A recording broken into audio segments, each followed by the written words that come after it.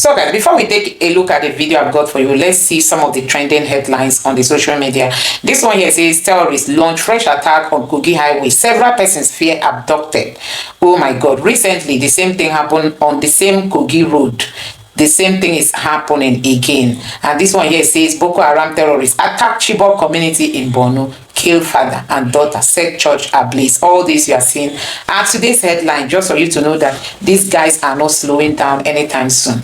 And this other one here says a video has surfaced showing Katsina State lawmaker Honorable Engineer Kandarawa leading a mission into the forest to secure the release of 37 persons kidnapped by terrorists in Bakori local government area. The rescue reportedly followed a former peace agreement. So guys, everyday peace agreement with these bandits. You can hold the peace agreement with them today. In the next 1 week, the peace agreement has collapsed. They will still come to kidnap, and then you still go again to reach another fresh agreement. So guys, this one here says U.S. National Guard dies in service. President announced it. Nigeria Brigadier General dies. Tinubu and army remain silent. So guys, this is another headline. Honestly, the way they treat the armed forces in Nigeria is really so poor.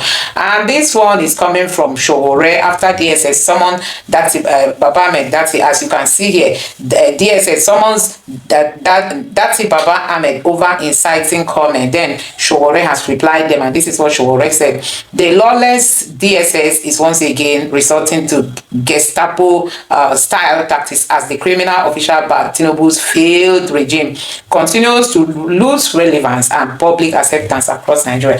I unequivocally condemn the harassment and intimidation of Baba Ahmed. These acts of repression only confirmed government in panic. Tinubu lacks legitimacy and now wants to govern through fear. That is coming from Showore after Ahmed was declared, to come to the DSS to explain what he said during an interview session on Arise TV yesterday. So guys, these are some of the headlines. I'm just going to allow you to take a look at some of the videos I've got for you.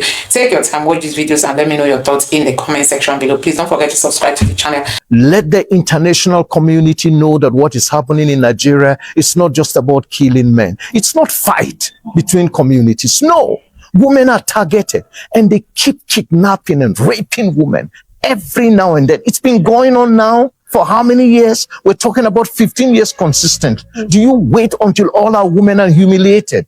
I would encourage the women groups around the world to rise up and put their voices so that our mothers and our women, our wives can be treated with dignity and not by criminals who go about using religion to destroy beautiful souls, as in many of our women. I remember the story of the woman that her baby was thrown from a cliff, because they asked her to denounce her religion, and she said no, and her newborn baby was thrown from a mountain and she watched her baby die. So this is just one case in several others. I've had women, their eyes were taken off, just denounce your faith.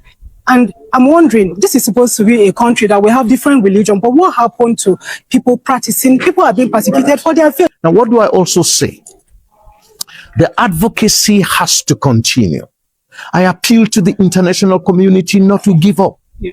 Don't be discouraged because of the counter narratives that's coming out of Nigeria. Listen, Nigerians are dying. How come the federal government of Nigeria never sent a delegation to the US until when we were designated as a country of particular concern and being labeled as allowing genocidal killings to take place? Why wait until that was done before a delegation was sent to the US? And let me ask, the delegation has gone to the US. How come that the same delegation was still in the US and people were being killed? What does that say? So the international community must never allow themselves to fall into the trap of the deceptive trap that the Nigerian state sometimes practices. They calm things down, and when things calms down, the killings continue. This time, we must continue to speak and speak and speak and speak until the Nigerian state sees the need to end the killings. I was at Geneva at the Human Rights Council, and I am glad I had the opportunity to call on the international communities, to see what's happening in our country.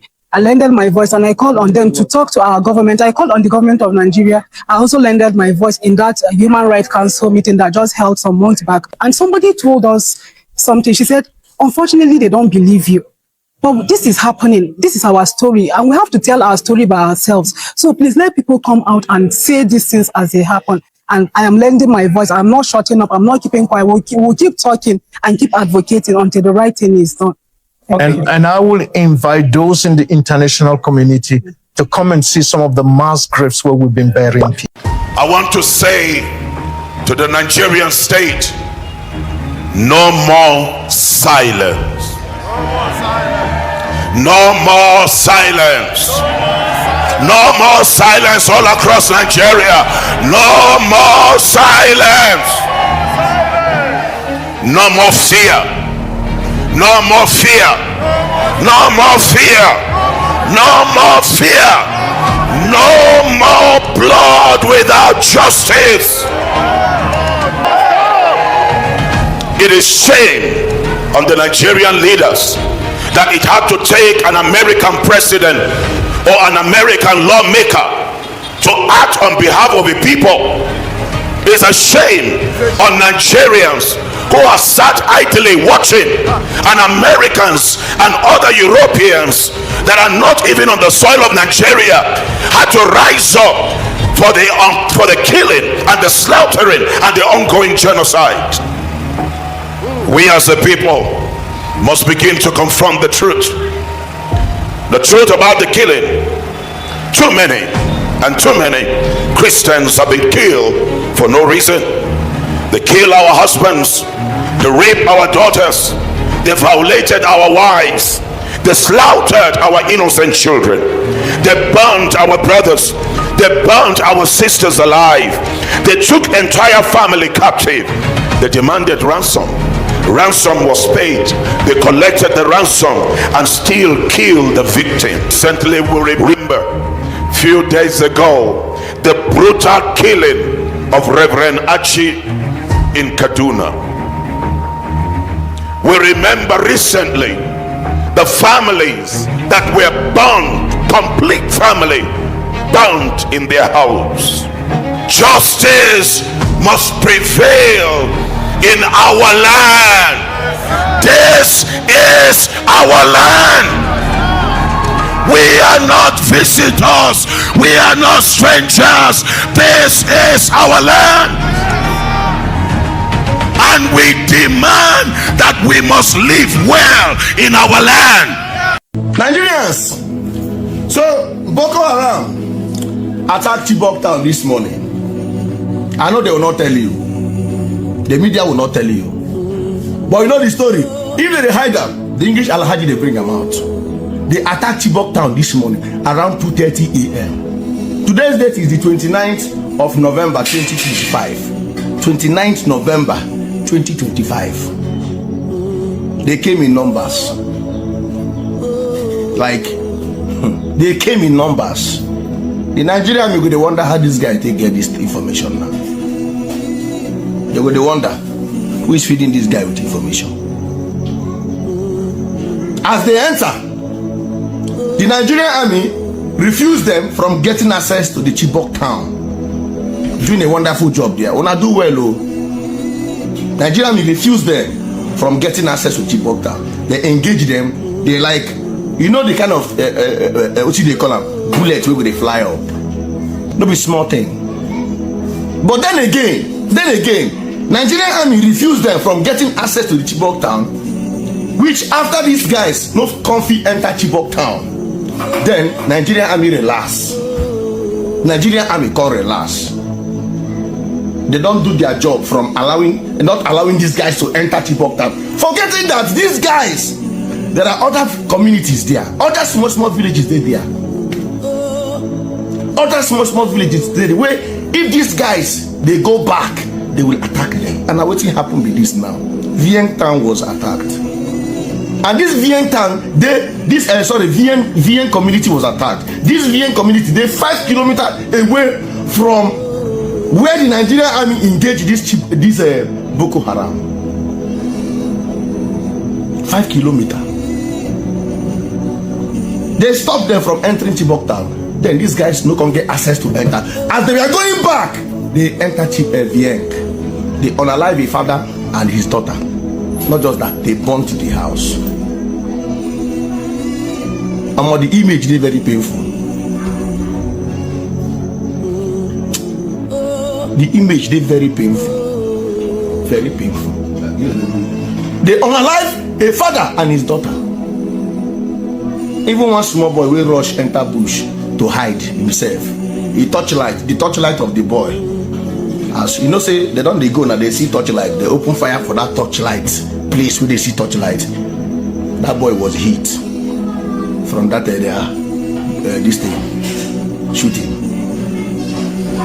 They burn house, they burn church, they still burn church there in that Vienk. They burn church there too. They burn church there. May the soul of the father and the daughter rest in perfect peace. May the soul of the father and the daughter rest in perfect peace. But me, I feel like as soon as I don't stop these guys from entering the Chibok town, must you guys wait for these guys to come? I don't understand. Must you guys wait for them to come? Can't we go after them? Can't we follow them up? Because if to say Nigerian, follow these people, follow them. These people, this father and daughter, for no lose their life. This house where they born, they for no born now.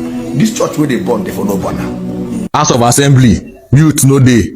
NNPC, youth no day. House of Senate, youth no day. Nigerian military, na one recruit youth. And on behalf of all the youth in Nigeria, we say no to Nigeria army. I would lie for you. See them, they don't make them official. They say we can't join by fire by force. Okay. And they talk them again. Until Sheyi Tinubu, until Wike, those in two sons, until two of them join Nigeria army, we say we no go join Nigeria army. Nothing we not go do. So as they play. They play. You see Sheyi Tinubu and all those in our children when I go keep for abroad, in I go carry them come back. They will come dey the forefront for instance and Bisa forest. Now that time now we will come join Nigeria army. In as much as those ones they no fit come back and Sheyi Tinubu no fit join Nigeria army, those two sons of Wike they no fit join Nigeria army. We say we no go join Nigeria army. Look at the country that we had. Look at the country, everyday insecurity, and the government are doing nothing about it. Just take a look at everybody. Take a look at, they cannot go school for free, nothing. They cannot do anything again with peace of mind. Is this the kind of country we pray for? Is this Nigeria that we used to head before? Is this Nigeria? Everywhere, you cannot sleep in peace. You cannot, yet they are not doing anything about it. Is this the country? Is this the country? Go back. Video everybody. Now I was, come. Now I was sleeping. As I just wake up this morning is with news that those bandit people are everywhere, kidnapping people, picking people. I have to come out and carry my own brothers and sisters. Is this the kind of country we should be? Is this the kind of, it reach to ask question. It reach to ask question. Every day insecurity, every day, everywhere. Now when they complain that these bandit people enter social state, the government people did not enable security men. They didn't make sure that they enable people. They didn't do it. It was only when those people come inside again, that's when they will not do as if they are doing all this thing and doing that. So I'm making this video now. If this Nigeria don't tire the President Bola Ahmed Tinubu, if this Nigeria don't tire you to roll, step down. Make another person take place. We don't have peace again in our own country. Go back. We don't have peace again. We don't have peace of mind again. Our full video. We don't have peace of mind again. We don't rest. We don't sleep in peace. Is this country? Where are all those promises? Where are all those things they promise us? Is this insecurity left and right? Every day, insecurity front and back. We no longer sleep in peace. They should do something about this, please. If the government will not do something about this, let the president step down and let another person take over. Let's do something about this. Because we are not having peace anymore. This is our pain we are hurting from. They should do something about this. Look at everybody. Look at. There is no peace of mind again. No peace of mind again. We no longer sleep in peace. We no longer eat in peace. We remember 2017. This is not what they promised us. As someone who was hidden in the ceiling during crisis, someone who was told to hide in the well, but then some people drowned while they were hiding in the well, so best thing was to hide in the ceiling and just hope to God that was never found. Because if they find you, as someone who know people who are massacred in the church, as someone who was schooled in Unime during the times of Boko Haram, as someone whose uncle, he came down from his car to help his suya man and then got beheaded by that suya man. We buried that man without the head, by the way. So I know fear. I have lived with fear. I've grown with fear. But also trust me when I tell you that I've never been as terrified as I am now, because nowhere is safe in Nigeria. Then I was watching Papa Oyedepo and he was so angry on last Sunday, and people were saying, the thing is your prayer that is going to help. What has been helping you, please? Who has been helping you? That prayer might not be a bazooka. That prayer might not be a missile, but my prayer has given me comfort. It has protected me. So the best thing is, whatever you believe in, Abi, hold on to it. Hope is Jesus. Hope is God.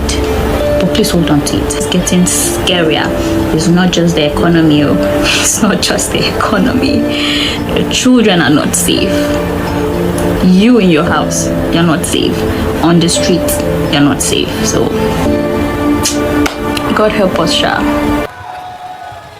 This is my comprehensive national speech given by Prophet Isa El-Buba Siddiq on the genocide, national defense, and the awakening of the Nigerian conscience. My fellow Nigerians, my brothers and my sisters across this beloved nation, and all people of conscience everywhere, and I'm very emphatic about what I say, all people of conscience. Today I speak not only as a prophet, but I speak as a father, as a citizen, as a witness to the pain of our land. Nigeria is at a crossroad. Our soil in this country is soaked with tears and with the blood of innocent men, women, and children.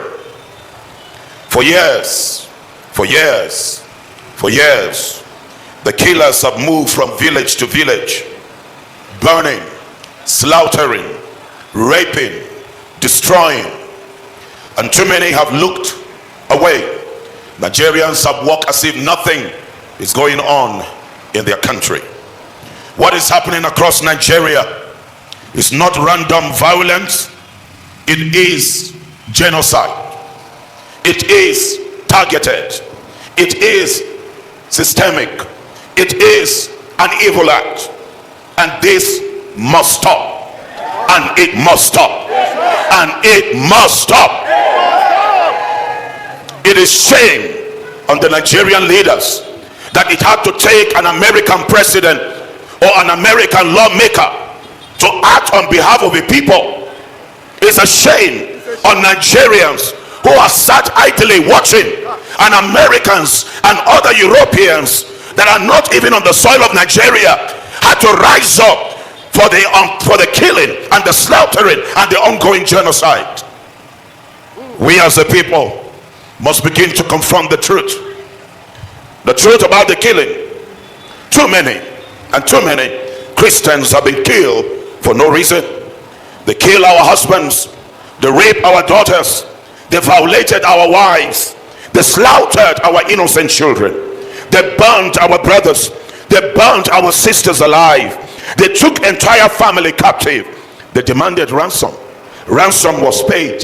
They collected the ransom and still killed the victim.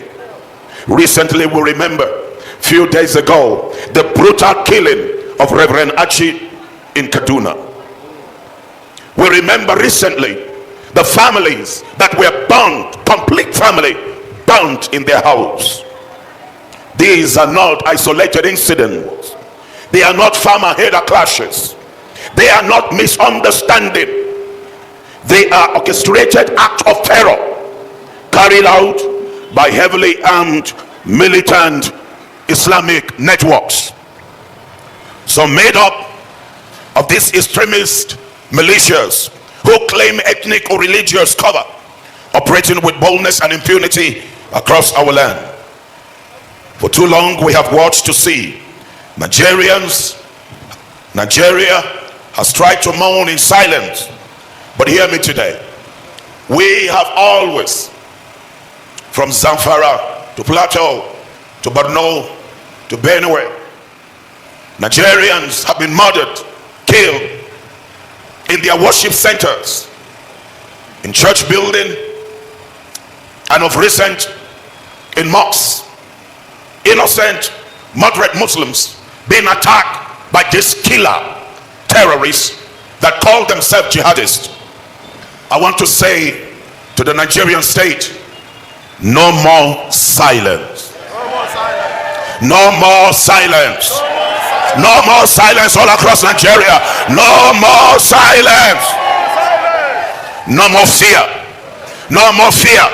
No more fear. No more fear. No more blood without justice. Justice must prevail in our land. This is our land. We are not visitors. We are not strangers. This is our land. And we demand that we must live well in our land. We are not begging the government. The government, we are commanding you because you're there to serve us. We have prayed. We have prayed. We will continue to pray. We have forgiven. But now we must defend ourselves. We must defend ourselves. We must defend ourselves by whatever means. We must defend ourselves. Christians forgive, yes. Christians pray, yes. Christians show love, yes. But Christians are not called to stand and watch their families slaughtered while doing nothing. We have prayed. We have forgiven. We have shown patience beyond human strength. But now, but now, but now, but now, but now, but now, but now, but now, now is now, now. As responsible citizens, we are not irresponsible. The political class that are sponsoring and working with these killers are the irresponsible people. We are responsible citizens. And as responsible citizens, we must, we will, we shall defend our lives. We will, we must, and we shall defend our lives. We will defend our families. We will defend our communities. We will defend our neighborhood. We will do it lawfully, wisely, and resolutely. We are not going to chicken out. We are not going to withdraw. We are marching on. Nigeria must win. Nigerians must win. Yes, they have slaughtered husbands in front of their wives. They murdered children in front of their parents. They butchered victims before their own family members. You say, and you're telling us, stand and watch. You're telling us we should stand and watch. That is what you have been telling us, to stand and watch. Okay, we stood and watched, and instead of fighting the right cause, you enhance the terrorists, you enhance the killers. But now we will no longer stand and watch. We as a people, we are going to take our stand. We're standing and keeping quiet. Not anymore. Not anymore. No, no, no, no, no, not anymore. Self-defense is not rebellion. Self-defense is not retaliation. Self-defense is not terrorism. Self-defense is a constitutional right. It's a moral duty. It's a human responsibility. We will defend our community lawfully, responsibly, collectively, and wisely. We will not become killers, but neither we will lie down to be slaughtered. I want to advise the young lady, a senior special advisor that went on Arise, to say that the genocide that took place in Dogonahawa is as a result of reprisal. I want to say to you, the blood of the 510 people will haunt you, will haunt you, will haunt you, will haunt you.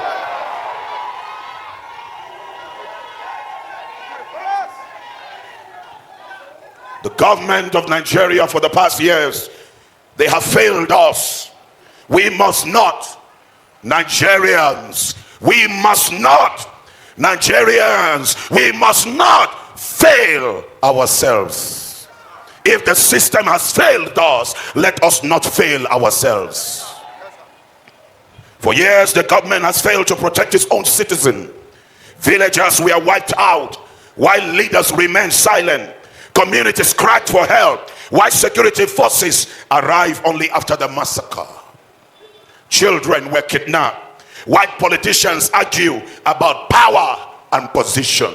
Isn't it so amazing that in the midst of the bloodletting, politicians were moving, decamping from one party to the other, instead of stating the state of mourning and the state of pain in Nigeria? The nation is bleeding, and our politicians are moving as if nothing was going on. We must not fail ourselves. From all states that you have all come here under this central place, I want you to raise your right hand and shout, and all Nigerians all over the nation shout it loud and clear. We must rise. We will rise. We must rise. We will rise. We have risen. We will act. We will act. We will act. We have started acting now. We have started acting now. We have started acting now. We will organize. We will organize. We will organize. We have started organizing. We will defend our land. We will defend our land. We will protect our future. We will protect our future. We will protect our future. Our children, our grandchildren must be proud of Nigeria. Evil will not stop us. Evil will not stop us. No nation survives when its citizens choose passivity. No nation survives when its citizens choose passivity. No evil stops when good people remain quiet. No evil stops when good people remain quiet. Now, the good people that are here, would you continue to remain quiet? Would you continue to remain quiet? Would you continue to remain quiet? Are you going to speak louder? Are you going to mobilize? We must mobilize ourselves for the right cause. Our demand, I speak on behalf of responsible citizens of Nigeria. Mr. President, this is our demand, and the demand of our government. Today, with one voice, we firmly demand that Mr. President, President Ahmed Tinubu, and the government of the Federal Republic of Nigeria, much more than ever, take urgent steps. Urgent, and is urgent. Very, very urgent. Very, very, very, very urgent. Very, very, very urgent.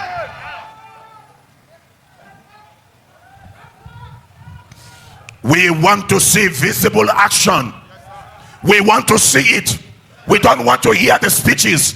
We don't want to hear being politically correct. We don't want to hear the lies of your special advisors. It's time to face reality.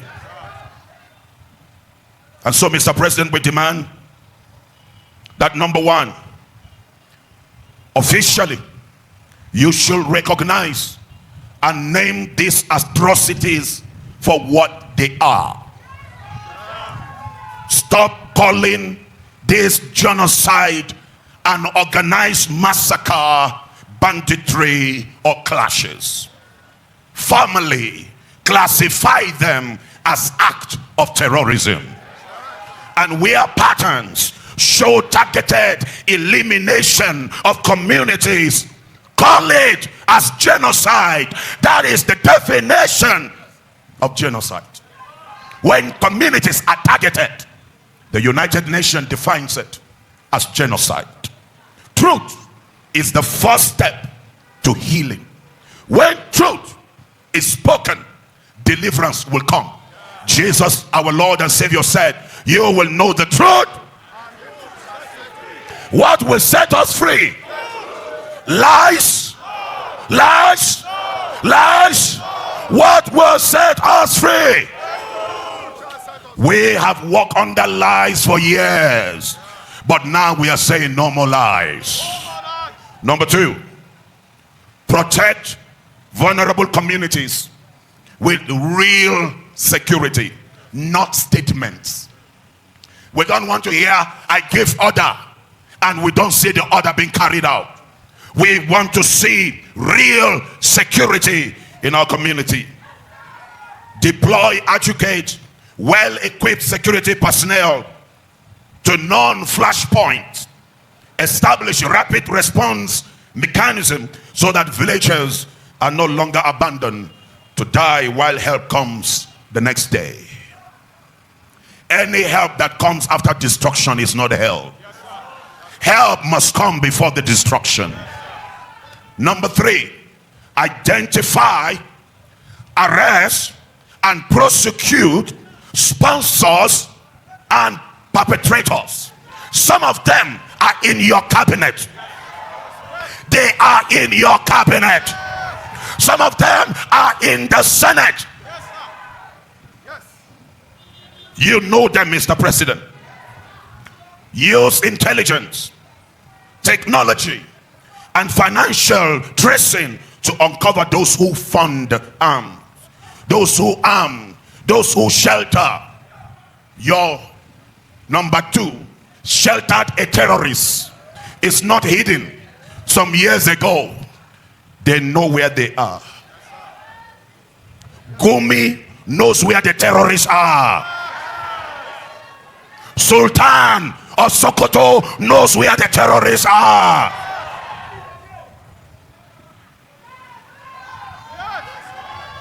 You must have the political will, Mr. President, to prosecute publicly. Make it clear to all Nigerians that no one is above the law. No one is above the law. If a Fulani man kill, the Fulani man should be killed. If a Biro man kill, a Biro man should be killed.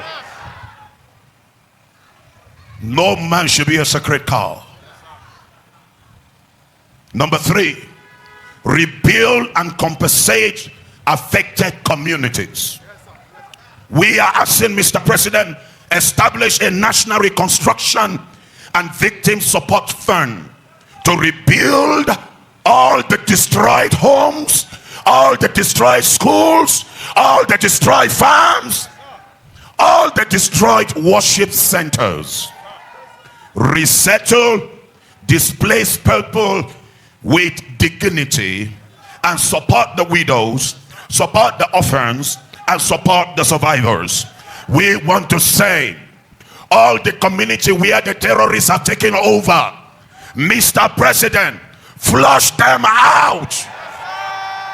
Flush them out. Let responsible Nigerians return back to their habitation, return back to their land, return back to their land.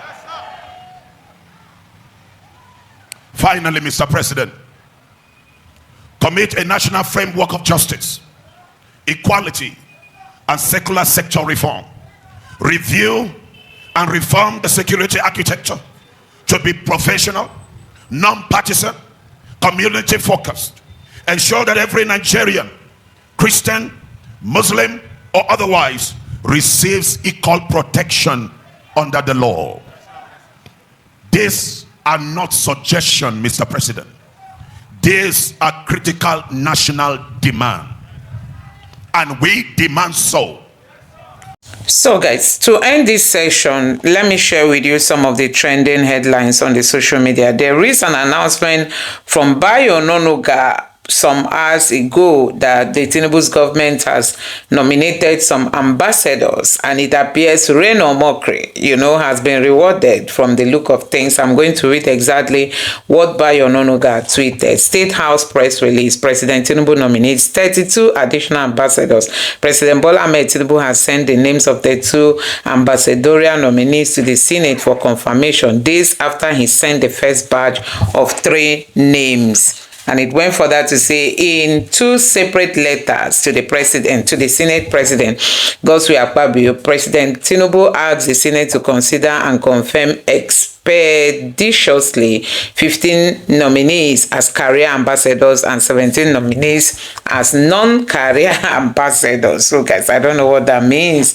And it went further to say that there are 4 women on the career ambassador list and 6 women on the non-career ambassador list. Among the non-career ambassador list designates are Barrister Ogbonnaya Kalu from Abia, a former presidential aide, Reno Mokri from Delta, former chairman of the Independent National Electoral Commission. Reno Mokri now is among ambassadors. So it went ahead to say Reno Mokri, former chairman of Independent Electoral Commission. Mahmoud Yakubu, can you imagine? Mahmoud Yakubu has been rewarded now. The INEC chairman has been rewarded to go and do ambassadorial work. Former Ekiti First Lady Arelu Angela Adebayo, and former Enugu Governor Ifani Ugwani. All the weakest men have been nominated. Others are Tasiu Musa Maigari, the former Speaker of Katsina House of Assembly, Yakubu Gambo, the former Commissioner in Plateau State and former Deputy Executive Secretary of the Universal Basic Education, Professor Nora Ladi Dadut, a former Senate from Plateau, Otumba Femi Pedro, a former Deputy Governor of Lagos State, Chief Femi Fani-Kayode, a former Aviation Minister from Osun State, and Barrister Nkechi Linda Ufochukwu from Anambra State are on the nomination list. And it reads further, also on the list are First Lady of Oyo State, Fatima Florence Ajumobi, former Lagos Commissioner Lola Akande, former Adamawa Senator Grace Bent, former Governor of Abia State Victor Okezie-Ikpeazu, Senator Jimo Ibrahim, businessman, lawyer, and senator from Ondo State, and the former ambassador of Nigeria to the Holy See, Ambassador Paul Adiku from Benue State.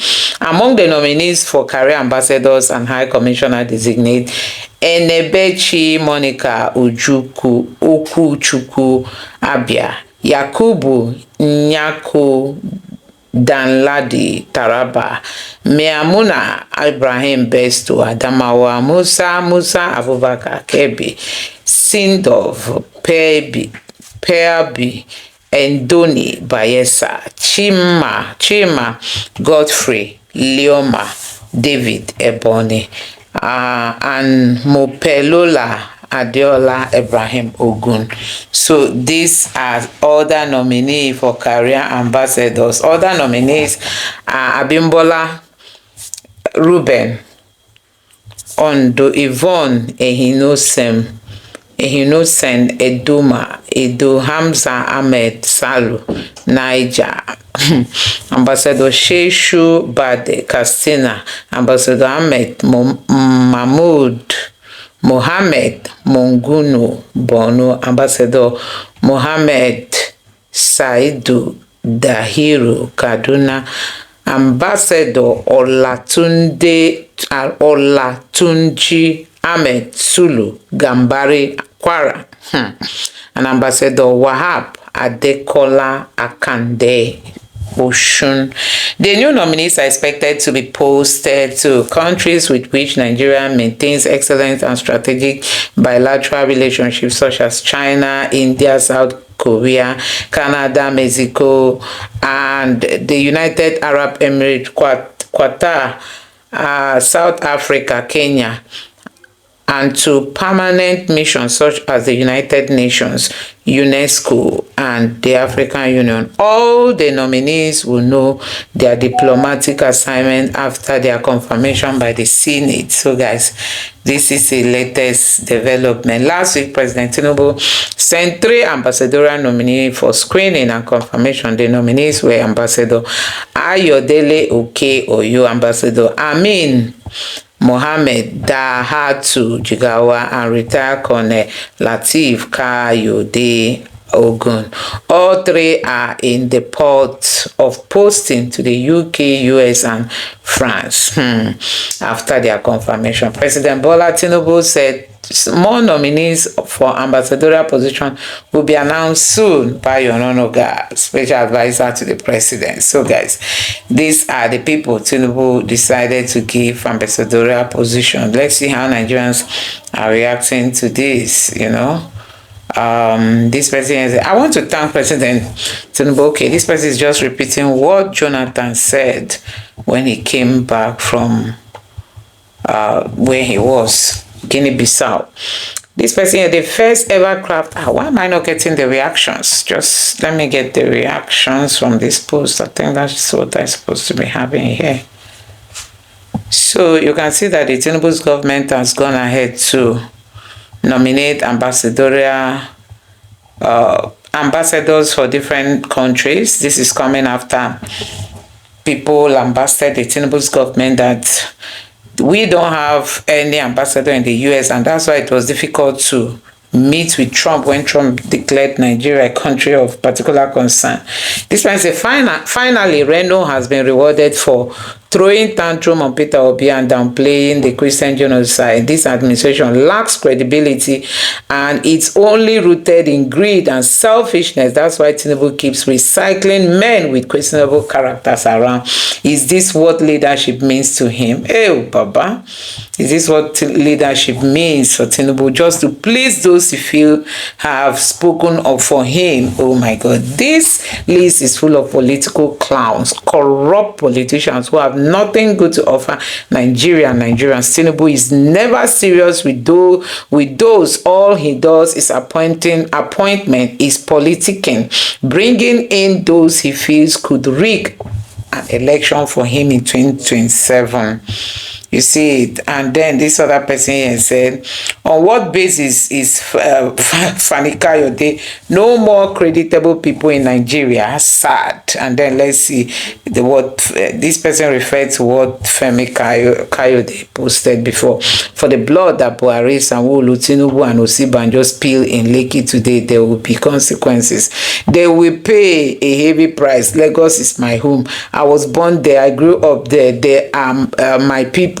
You will never escape divine retribution, God's vengeance, and God's judgment. This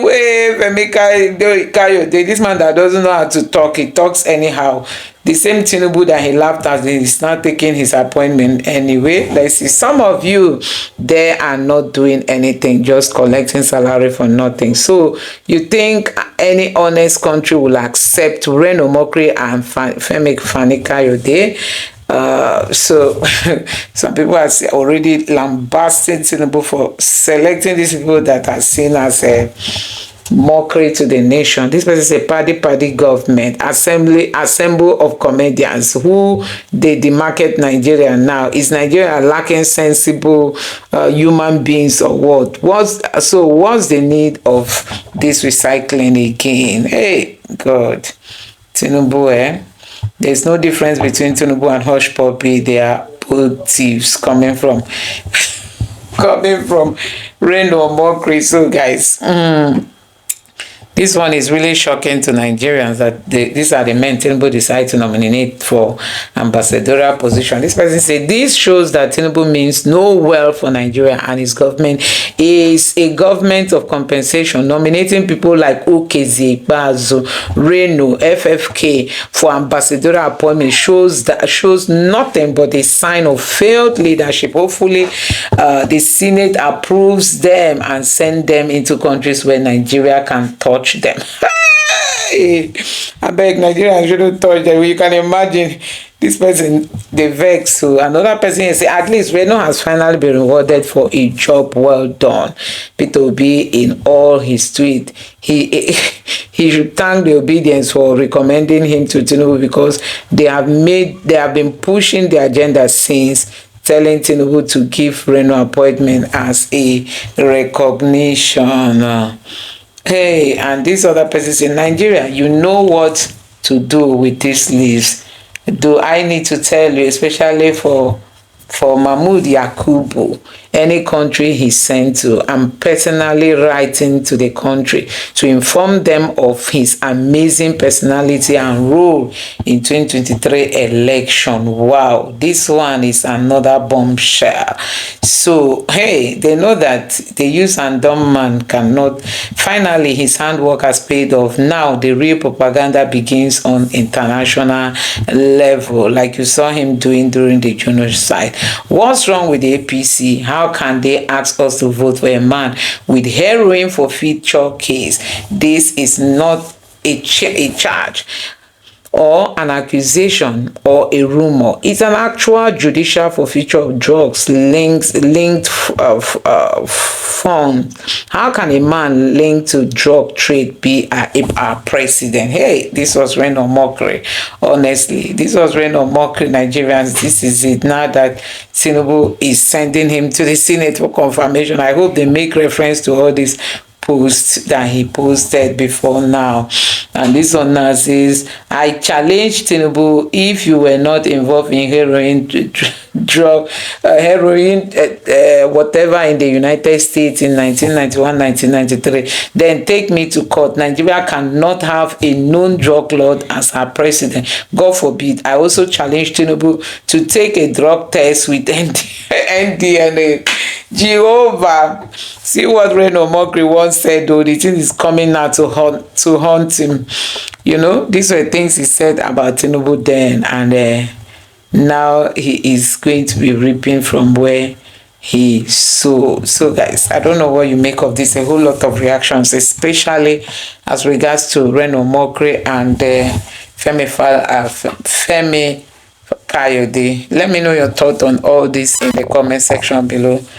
Please don't forget to subscribe to the channel and turn on the bell notification. Thank you.